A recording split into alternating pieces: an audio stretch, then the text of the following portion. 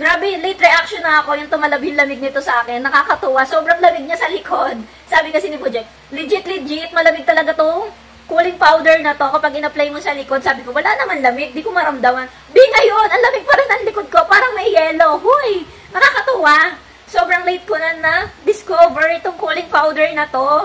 Itong Snake brand original cooling powder. Ang lamig talaga niya. Ganito lang yung gagawin mo. Ipupolvo mo siya. Pinolvo ko nga to sa likod ko. Hanggang ngayon, ang lamig pa rin ang likod ko. Huy! So, bagay na bagay ito kung wala kayong aircon sa bahay. Kung pawisin kayo. Cooling powder lang, sapat na. Huy!